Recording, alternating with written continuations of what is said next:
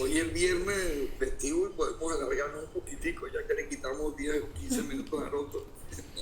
Así es, Carlos, así que me voy a extender un poquito más porque quiero abarcar la lectura de la palabra que nos corresponde para el día de hoy, que hemos titulado El Cordero de Dios, porque estamos leyendo lo que se profetizó en Isaías capítulo 53, versículo 6. Y nuevamente voy a tratar de presentar aquí en la pantalla para que podamos seguir en la escritura lo que nosotros vamos a estudiar. Voy a ir cambiando de pantalla en pantalla para poder seguir. Así que dice Isaías 53:6, todos nosotros nos descarriamos como ovejas. Es decir, no hay ni uno que no se ha descarriado en su vida, de alguna manera se ha descarriado. Cada cual se apartó por su camino. Cada uno. Ha habido momentos en que ha seguido su propio camino, sin excepción. Y todo esto se considera pecado, porque dice que Jehová cargó en él el pecado de todos nosotros. Así que cada vez que nosotros nos hemos descarriado, nos hemos apartado del camino del amor, del camino de la fe, del camino de la misericordia, todo eso fue cargado en Jesús como pecado. Y dice la palabra, angustiado él y afligido, no abrió su boca. Como cordero fue llevado al matadero, y como oveja delante de sus trasquiladores, enmudeció y no abrió su boca. Por cárcel y por juicio fue quitado, y su generación, ¿quién la contará? Porque fue cortado de la tierra de los vivientes, y por la rebelión de mi pueblo fue herido. Fíjense que esta sección, de hecho, todo el capítulo de Isaías 53, aunque es una profecía, está escrito en el tiempo o en el modo verbal pasado. El profeta escribe su profecía como algo ya hecho, algo ya cumplido. Y cuando nosotros vamos a los evangelios y leemos el registro histórico de su pasión, es como si leyéramos después a Isaías, como si Isaías hubiera escrito su profecía después de la pasión de Cristo, describiendo poéticamente lo que Cristo padeció. Así que esto lo vamos a ver hoy, el cumplimiento de esta profecía de Isaías la vamos a ver hoy en Juan capítulo 18, donde vamos a comenzar la lectura de del cumplimiento de esta profecía. Yo también quiero ver si puedo compartir en la pantalla, no estoy seguro si puedo compartir una parte. Deja ver si puedo compartir acá. Yo creo que no me va a dejar compartir lo que quiero presentar en la pantalla. Así que de todos modos lo voy a usar ante mí porque yo sí lo tengo en la pantalla abierto. Qué pena, yo pensé que lo iba a poder compartir. Bueno, estamos leyendo en Juan 18, versículo 37, donde terminamos la semana pasada, donde terminamos ayer, en la ocasión anterior. Le dijo Pilato: ¿luego eres tú rey? Respondió Jesús: tú dices que yo soy rey. Yo para esto he nacido y para esto he venido al mundo, para dar testimonio a la verdad. Todo aquel que es de la verdad oye mi voz. Así que aquí Jesús dice: yo para esto he nacido y para esto he venido al mundo. Lo que Jesús le dice a Pilato es que yo, en capacidad de rey, he venido para esto. ¿Y cuál es el esto? Allí está Jesús ante Pilato, amarrado, atado, tal cual se había profetizado que él tendría que ser atado y llevado como cordero al matadero. El rey era considerado el representante de todo el pueblo.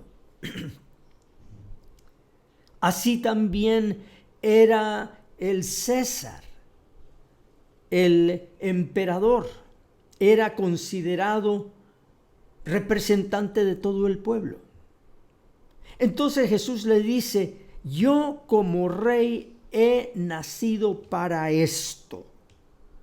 Y nosotros podemos ver en el ojo de nuestra imaginación a Jesús mostrándole sus muñecas amarradas, atadas con una soga, ante Pilato, y le dice: para esto, como rey, yo he venido al mundo. Yo, como representante y rey de la humanidad, he venido para esto, para dar mi vida por la humanidad. Pilato entiende que yo soy otro tipo de rey. Muchos nosotros queremos otro tipo de rey. Inclusive Israel siempre quiso ese tipo de rey que dominaría aquí en la tierra. Pero Jesús se presenta como rey para dominar nuestros corazones mediante su representación por nosotros en su sacrificio, tomando nuestros pecados sobre él. Aleluya, allí está nuestro rey. Y él le dice a Pilato: este es el testimonio que yo doy, que es la verdad. Lo que yo estoy haciendo aquí es la verdad más contundente, y la verdad se comprueba con hechos, con pruebas fidedignas, judiciales. Y yo estoy aquí para comprobar con mi entrega, con mi sacrificio, que lo que estoy haciendo es la verdad. No hay verdad más grande en el mundo que lo que yo estoy haciendo en este momento, entregando mi vida por los pecados de la humanidad.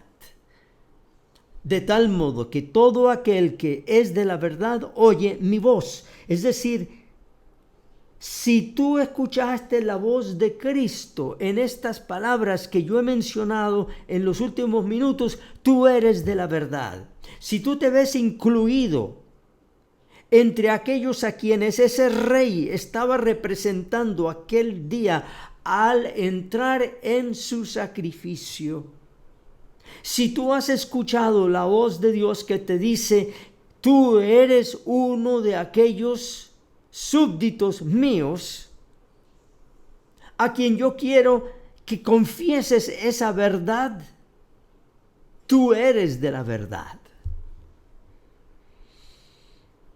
Tremendo mensaje que Jesús le da allí a Pilato. Rey contra rey. El uno representa al imperio más grande de aquel entonces, el imperio romano. El otro representa al universo, al dominio del yo soy. Y Pilato, teniendo la verdad ante él, pregunta, ¿qué es la verdad?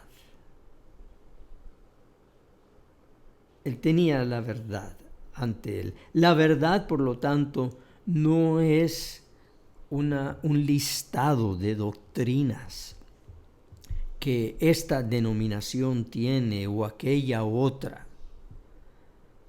La verdad no es una serie de declaraciones. La verdad es ese hombre allí, nuestro rey, tomando nuestro lugar. Esa es la verdad. Si quieres saber si tú estás en la verdad, mira que Cristo y Cristo crucificado, Cristo resucitado, esté al centro de lo que se enseña. Si ese Cristo está al centro y nada ni nadie más, estás en la verdad. De otro modo, estaremos como Pilato preguntando, ¿qué es la verdad? Hay tantas verdades, tantas doctrinas, tantas enseñanzas. ¿Cuál será la verdadera? Y dice la Escritura que cuando hubo dicho esto, salió otra vez a los judíos y les dijo, yo no hallo en él ningún delito.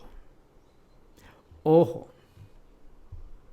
aquí Pilato está diciendo la verdad.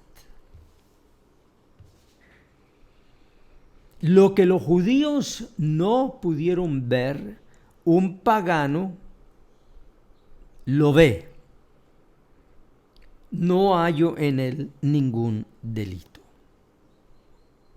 En nuestro rey representante no hay ningún delito alguno. Por eso él puede ser sacrificado por nosotros, porque es un cordero sin mancha, es un cordero perfecto, es un perfecto sin delito. Pero luego fíjense lo que sucede aquí. Versículo 39, ustedes ven allí la primera palabra del versículo 39 es un pero. Esas 4 letras, el pero, cuando se le ponen peros a la verdad, hemos negado la verdad que acabamos de declarar como verdad. Así que Pilato declara una gran verdad. Yo no hallo en él ningún delito, pero vosotros tenéis la costumbre de que os suelte uno en la Pascua. ¿Queréis pues que os suelte a la verdad? ¿Os suelte al rey de los judíos? Entonces todos dieron voces de nuevo, diciendo, no a la verdad, sino a la mentira. Y la mentira era ladrón. con la verdad no se puede hacer componendas, no se pueden hacer arreglitos. Bueno, no hallo en Jesús ningún delito. Sí, Él es mi Salvador, Él es el único, Él es mi Rey, pero quieren poner a alguien más. Ese nombre Barrabás significa hijo de su papá. Si ustedes pueden ver bien, es una palabra compuesta, es una palabra aramea. La primera parte de la palabra bar es hijo. Bar. Se encuentra en toda la escritura. Bar de José, bar de Simón, bar es hijo de. Y la otra palabra ya la hemos usado nosotros aquí en nuestras oraciones cuando nos referimos a Dios como Abba. Abba. Así que es el hijo de su papá, es el hijo de su padre. Eso es lo que significa el humano.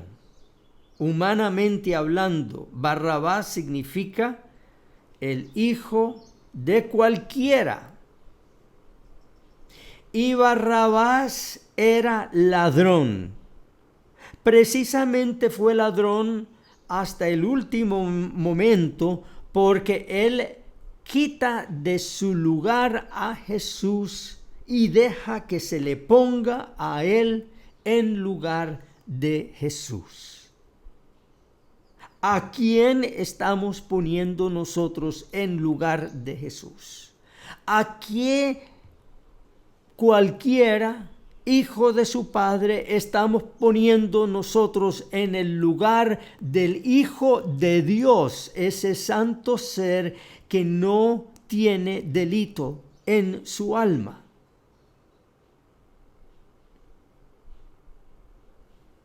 Estas son palabras de la Escritura.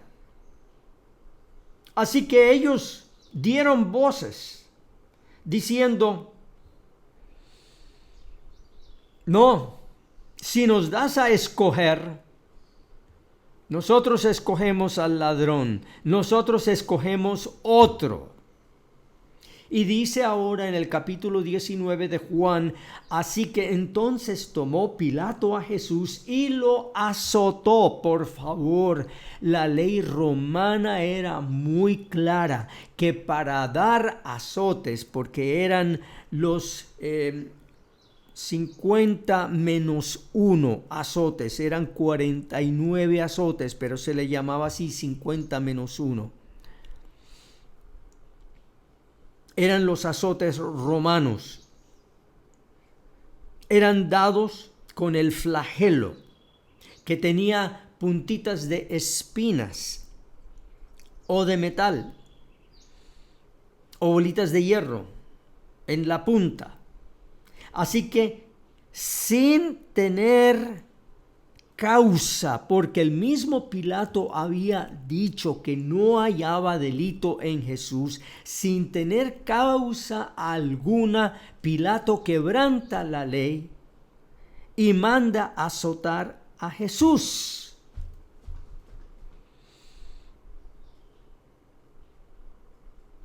Y nosotros hemos visto ese horrible flagelo en la película La Pasión de Cristo, donde se desata todos los demonios de la crueldad de los romanos, que los romanos, especialmente contra los judíos, eran sumamente crueles. Y le imponen esos azotes. Y aquí Juan no da los detalles de ese horrible sufrimiento, pero sí dice que los soldados entretejieron una corona de espinas y la pusieron sobre su cabeza. Y yo me pregunto, ¿y cómo era que tenían espinas por allí a la mano? Pues claro, ellos traían arbustos espinosos que había en el campo allí cerca de Jerusalén. Traían ramas secas de esos arbustos para usarlos en sus látigos. en sus flagelos. Y teniendo allí esas ramas secas, tejieron esa corona de espinas y la pusieron sobre su cabeza y le vistieron con un manto de púrpura. El color de púrpura era el color real, el color de un rey.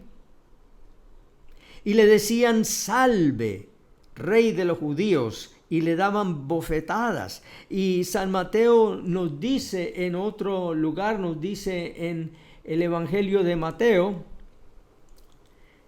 entonces le escupieron el rostro, lo golpearon y lo abofetearon.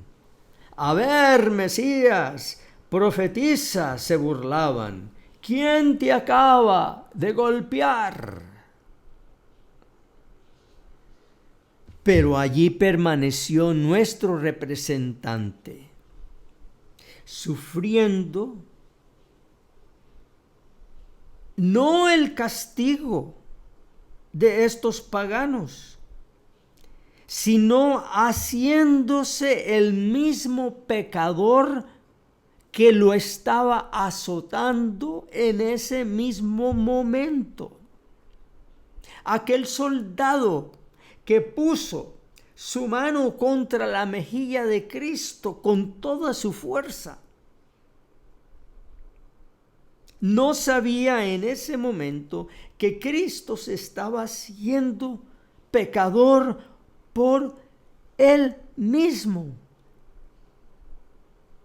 Estaba tomando su lugar. Dios mío, qué amor, qué entrega. Es tan fácil hablar de Viernes Santo y de Semana Santa y no tener esto en mente. Pero esto es lo que la Escritura trae a nuestro pensamiento.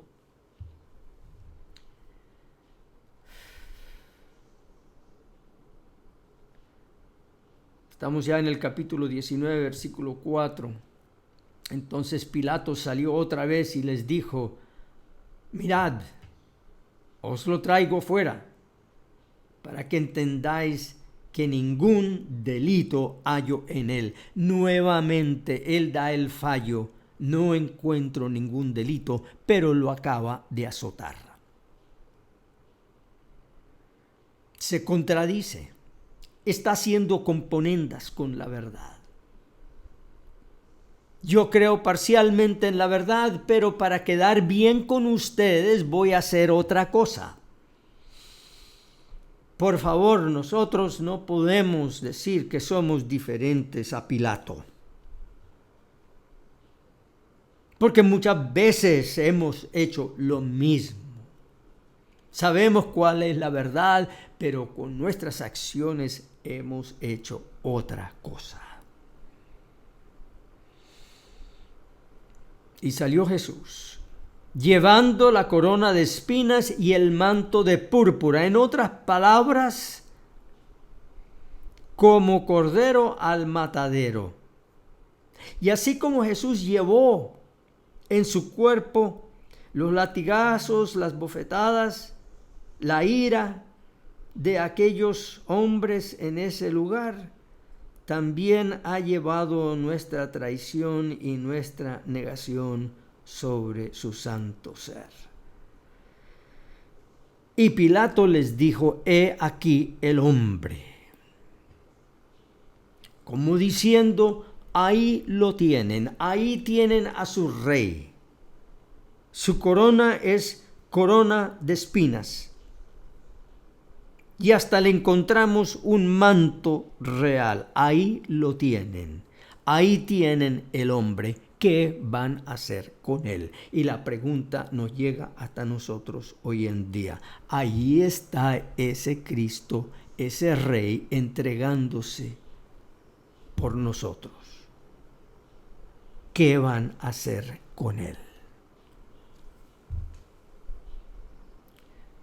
Cuando le vieron los principales sacerdotes y los soldados del templo, la guardia del templo, los alguaciles, dieron voces diciendo: crucifícale, crucifícale. Pilato les dijo: tomadle vosotros y crucificadle, porque yo no hallo delito en él. Por favor, cada vez que Pilato afirmaba la verdad, al mismo tiempo la negaba. Porque nuevamente, al decir yo no hallo delito en él, pero tómenlo y lo crucifican, estaba negando la verdad, lo estaba condenando a la crucifixión. Y los judíos lo sabían muy bien, porque ellos respondieron: nosotros tenemos una ley y según nuestra ley debe morir, porque se hizo a sí mismo hijo de Dios. De tal modo que Jesús muere, no por quebrantar ninguna ley civil, sino porque Él nunca vaciló de la verdad. Él se presentó como el Hijo de Dios, enviado por los pecados del mundo. De esa verdad Él no vaciló ni titubeó.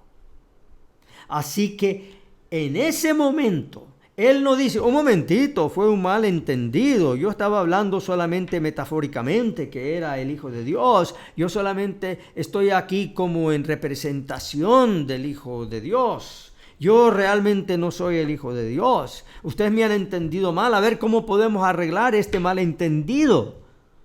Él no se defendió de esa acusación. Él, al mantener silencio, dijo: sí, yo soy el Hijo de Dios. Y cuando Pilato oyó decir esto, tuvo más miedo. ¿Por qué? Porque su esposa, que era nieta del César, Claudia, Pórfira, nieta del César, su esposa, le había mandado a decir que no tengas nada que ver con ese justo. Otra verdad.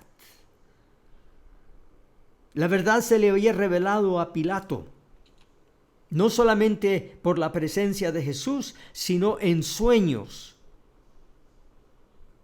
Claudia tuvo sueños en donde se le reveló que le debía decir a su marido que no tuviera nada que ver con ese justo. De tal modo que le mandó decir, y por eso tuvo miedo Pilato. Y entró otra vez en el pretorio y dijo a Jesús: ¿de dónde eres tú? Con la boca seca de miedo le pregunta a Jesús: ¿qué tal si este de veras es el Hijo de Dios? Mas Jesús no le dio respuesta. Como oveja ante sus trasquiladores, no abrió su boca. Entonces le dijo Pilato: ¿a mí no me hablas? ¿No sabes que tengo autoridad para crucificarte y que tengo autoridad para soltarte? Esas palabras, crucificarte, tenían la intención de infundir miedo. Porque la crucifixión romana era todo lo cruel que se nos ha pintado y más. Y respondió Jesús: aquí está el rey, respondiendo, el rey atado, el rey que ha venido por la verdad, de llevar nuestros pecados sobre su cuerpo. Ninguna autoridad tendrías contra mí si no te fuese dada de arriba. Por tanto, el que a ti me ha entregado, mayor pecado tiene. Palabras de gracia a Pilato, aún a pesar de que él ha negado la verdad. Jesús le ofrece estas palabras de gracia y por eso Pilato procuraba soltarle. Pero, ahí viene el otro pero, los judíos daban voces diciendo: si a este sueltas, no eres amigo de César. Todo el que se hace rey, a César se opone. Muy bien pensado por los judíos. En ese momento le pusieron el haz en la mesa a Pilato. Si a este sueltas, no eres amigo del abuelo de tu mujer. ¿Recuerdas? Te estás olvidando de tu parentesco con el César. Si a este sueltas, no eres amigo. Estás negando tu relación con el César. Todo el que se hace rey a César se opone. Ojo, porque César era considerado el hijo de los dioses. Y esto lo vamos a ver un poquito más adelante. Entonces Pilato, oyendo esto, llevó fuera a Jesús y se sentó en el tribunal en el lugar llamado el Enlosado, y en hebreo Gábata. Y otro evangelio nos dice que allí fue donde él se lavó las manos y dijo: inocente soy de la sangre de este hombre. Y lo único que hizo fue ensuciarse más las manos con el agua con que se las lavó. No era inocente, por más que él se declaraba inocente. No era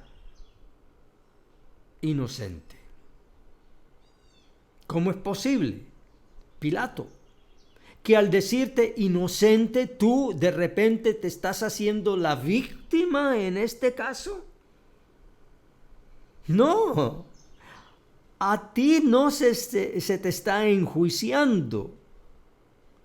Es Jesús a quien tú ya has dicho que es inocente. Y tú no te puedes hacer inocente lavándote las manos, porque tú no estás en juicio aquí. Era la preparación de la Pascua y como la hora sexta. Entonces dijo a los judíos: he aquí vuestro rey. Era el mediodía, la hora sexta, de 6 más 6 horas era el mediodía. Y estaban preparando la Pascua. Pero la Pascua de Dios estaba allí ante ellos y estaba por ser sacrificado el Cordero de Dios para quitar los pecados del mundo. Pero ellos gritaron: ¡fuera, fuera, crucifícale! Pilato les dijo: ¿a vuestro rey he de crucificar? Respondieron: escuchen los principales sacerdotes. Los que debían mediar la sangre del cordero, los que debían rociar la sangre sobre el propiciatorio. Ahora dicen: no tenemos más rey que César. Y con esas palabras estaban negando toda la historia del pueblo judío desde la salida de Egipto hasta este momento. Porque era Yahvé, el Santo de Dios, el Eterno de Dios, a quien ellos tenían como rey. Pero en este momento ellos dicen: nosotros somos paganos porque tenemos como rey a César, que es el hijo de los dioses. En ese momento ellos tiran por fuera al eterno Yahvé, el Dios creador, para paganizarse, para hacerse idólatras e hincar la rodilla ante un Barrabás, porque allí César también es un Barrabás. No tenemos más rey que César.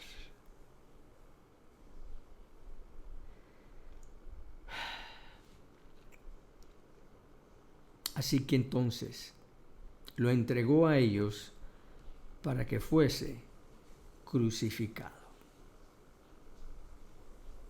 Y eso lo hacemos nosotros cada vez que ponemos nuestra fe en algún otro César. Declaramos que alguna otra persona de cualquier título o de cualquier calidad le hacemos rey de nuestra vida. Cada cual entenderá eso según el Espíritu Santo se lo ponga en su corazón. No tenemos más rey que esta persona. Así que entonces lo entregó a ellos para que fuese crucificado. Tomaron pues a Jesús y le llevaron. Y él, cargando su cruz, salió al lugar llamado de la Calavera y en hebreo Gólgota. Y allí le crucificaron. Esa corta frase capta todo el martirio y el sufrimiento de una crucifixión atrozmente cruel. Y con él a otros dos, uno a cada lado y Jesús en medio. Y escribió también Pilato un título que puso sobre la cruz, el cual decía: Jesús Nazareno, Rey de los judíos, lo cual ofende a los judíos, y ellos van y le reclaman que lo cambie.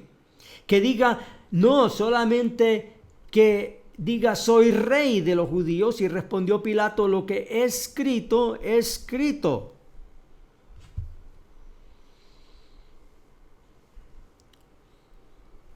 Lo que Pilato tenía miedo era que por traicionar a César, cuando los judíos le dijeron: si tú no lo crucificas, no eres amigo del César, no eres amigo del abuelo de tu mujer, si tú no lo crucificas. Eso fue lo que le dio el mayor temor a Pilato. Porque si él no crucificaba a Jesús, Pilato mismo sería crucificado como traidor. Y por eso él escribió: yo lo condeno como rey de los judíos. Tiene razón. Este hombre se ha sublevado contra el César y va a morir por sedición.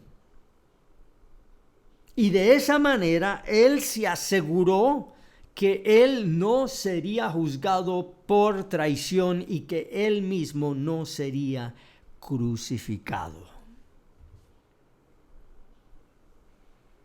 Y aún con sus acciones, él entonces demostró que Jesús moría en su lugar. No entiendo yo la gracia de Dios. Pero Pilato, sabiendo muy bien lo que él estaba haciendo, él al crucificar a Jesús estaba salvando su propio pellejo. Él se dio cuenta de esa gran posibilidad y el César no titubeaba ni un momento de mandar gente a la cruz. Le hubiera sido muy fácil, no le hubiera importado que Pilato estaba casado con su nieta.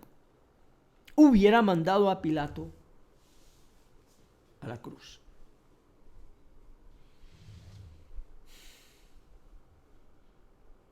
Por tanto, lo que he escrito, he escrito. Yo he escrito que él es rey. En otras palabras, yo lo que estoy condenando a él por sedición. Y ustedes quédense con él como rey. Porque si ustedes no aceptan que él es su rey, entonces también mi pellejo corre peligro. Así que, por favor, se callan de la boca. Acepten lo que yo he escrito. Ustedes no pueden tener al César como rey. Ustedes han crucificado a su propio rey. Cuando los soldados hubieron crucificado a Jesús, tomaron sus vestidos e hicieron 4 partes, una para cada soldado. Tomaron también su túnica, la cual era sin costura, de un solo tejido arriba. La cual era sin costura, de un solo tejido de arriba abajo. ¿Ustedes entienden eso? La túnica que Jesús tenía puesto era el éfod del sumo sacerdote de Israel, porque el éfod, así se llamaba la túnica, tenía que ser hecha sin costura. Tenía que ser de un solo tejido. Así que cuando desvisten a Jesús, se ve que Él es el sumo sacerdote, alabado sea el Señor. Es que no hay fin. En cada línea nosotros vemos la gracia, la misericordia de Dios por nosotros, horribles pecadores que lo estamos crucificando. De tal modo que cuando le quitan sus vestiduras, aún así nosotros lo vemos a Él como el sumo sacerdote, con el éfod, el manto sin costura. Y dijeron los soldados: no la apartamos, sino echemos suerte sobre ella, a ver de quién será, para que se cumpla la escritura que dice: repartieron entre sí mis vestidos y sobre mi ropa echaron suerte. Si se refiere al Salmo 22, que es un salmo mesiánico. Y así lo hicieron los soldados. Y yo me pregunto, ¿quién se habrá quedado con esa túnica?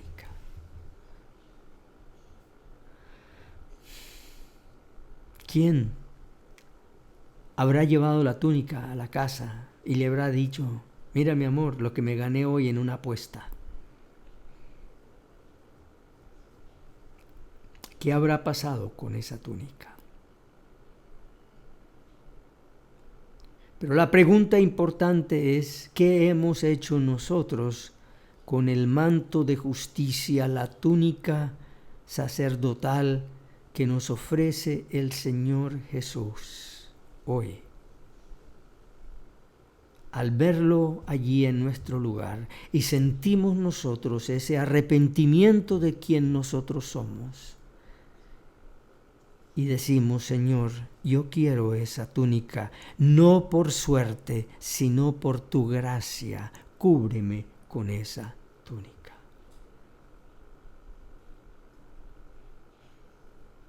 Y es lo que te decimos hoy, Señor: cúbrenos con esa túnica.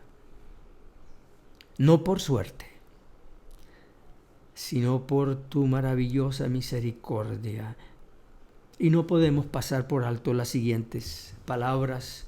Por eso me alargo yo, me disculpan, pero hoy es el último día que podemos seguir adelante con este tema. Estaban junto a la cruz de Jesús su madre y la hermana de su madre, María, mujer de Cleofas, y María Magdalena. Cuando vio Jesús a su madre, sí, habían todas estas mujeres que habían sido muy fieles a él, pero su ojo se fijó en su madre. Es que el rostro de la madre es reconocible en cualquier lado. Cuando vio Jesús a su madre, por medio de las lágrimas, el sudor, el dolor en su rostro, él vio a su madre. Aquella que había sufrido y estaba sufriendo en ese momento esa espada de la cual Simeón le profetizó: una espada atravesará tu alma. Jesús la ve que ella está sufriendo el cumplimiento de esa profecía. le dice al discípulo a quien él amaba, es decir, al discípulo que está escribiendo estas palabras, y Juan se recuerda muy bien de estas palabras. Dijo a su madre: mujer, he ahí tu hijo. Después dijo al discípulo: he ahí tu madre. Trátala como yo la trataría. Ella es mi madre, recuérdate de ella. Y desde aquella hora el discípulo la recibió en su casa. Y la tradición cristiana nos dice que cuando Juan fue a Éfeso, él se llevó a María. Y María vivió en casa de Juan el resto de sus años, allí en la ciudad de Éfeso. Pero Jesús muestra su humanidad en la cruz, aunque era el Hijo de Dios, muestra su humanidad al reconocer y al sentir y al desbordarse todo ese cariño que él sentía por ella y ver su rostro. Y le dice a María: María, mi sacrificio también es por ti. Yo también te amo, puedes confiar en mí, y como prueba no te voy a dejar desamparada. No quiere decir que José había muerto hace muchos años,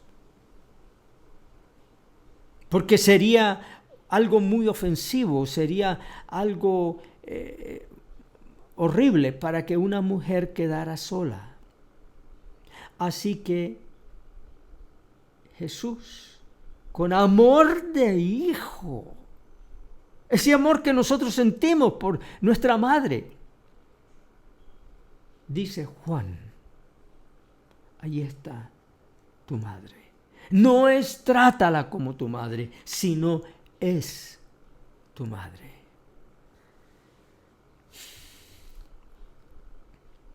Qué precioso nuestro Señor Jesús. Después de esto, sabiendo Jesús que ya todo estaba consumado, dijo, para que la escritura se cumpliese: tengo sed. Y estaba allí una vasija llena de vinagre. Entonces ellos empaparon en vinagre una esponja y poniéndola en un hisopo se la acercaron a la boca.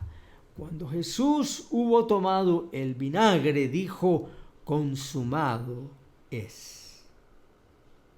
Y habiendo inclinado la cabeza, entregó el espíritu.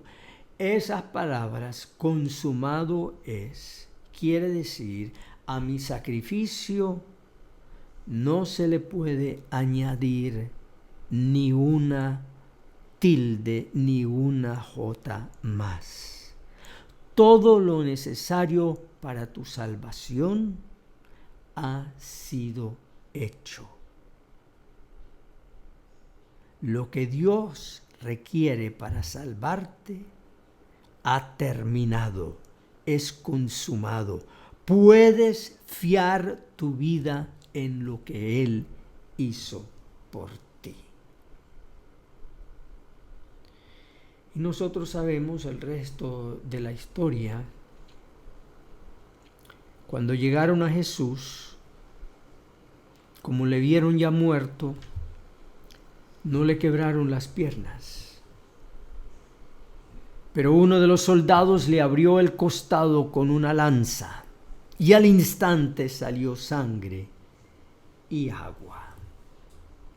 Y el que lo vio da testimonio, es decir, aquí Juan está diciendo: yo lo vi, y su testimonio es verdadero, y él sabe que dice la verdad, para que vosotros también creáis. No es para que ustedes tengan lástima de Jesús, sino para que ustedes también crean que ese sacrificio fue para ustedes.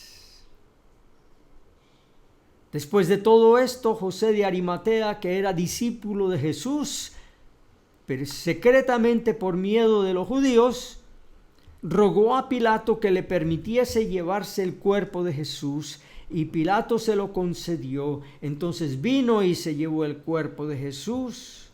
También Nicodemo, el que antes había visitado a Jesús de noche, vino trayendo un compuesto de mirra y de áloes, como 100 libras. No todos los judíos pidieron a César. José de Arimatea y Nicodemo, que eran ambos miembros del Sanedrín, lo honraron como hijo de Dios. Lo envolvieron en lienzos con especies aromáticas. En el lugar donde había sido crucificado había un huerto, y en el huerto un sepulcro nuevo, en el cual aún no había sido puesto ninguno. Allí pues, por causa de la preparación de la Pascua de los judíos, y porque aquel sepulcro estaba cerca, pusieron a Jesús. En otras palabras,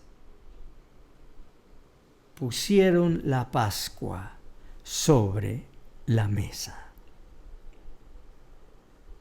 Y cada vez que nosotros recordamos el cuerpo de Jesús y comemos de él y bebemos su sangre, estamos comiendo de su vida, bebiendo de su sangre que fue derramada como el Cordero de Dios por nuestros pecados. Alabado y glorificado sea el nombre del Señor Jesús. Te glorificamos hoy, Señor, te confesamos con nuestro Rey. No queremos hacer componendas, no queremos ponerle peros, Señor. Y por lo que hemos visto en esta historia, aún a los que ponemos peros, a los que te crucificamos, tú mueres también por nosotros. Así, Señor, perdona nuestros pecados. No nos dejes caer en tentación y líbranos del mal, porque tuyo es el reino, el poder y la gloria por todos los siglos. Amén. Amén.